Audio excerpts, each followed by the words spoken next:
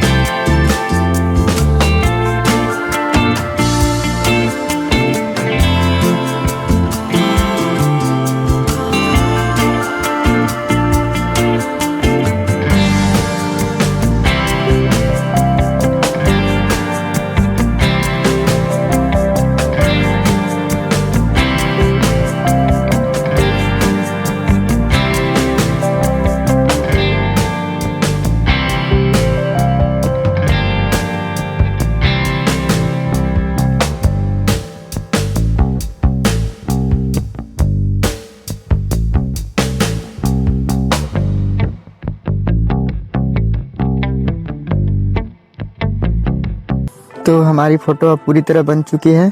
अब मिलते हैं नेक्स्ट वीडियो में किसी नए कंटेंट के साथ। वीडियो अच्छा लगे तो लाइक, सब्सक्राइब एंड शेयर ज़रूर करना।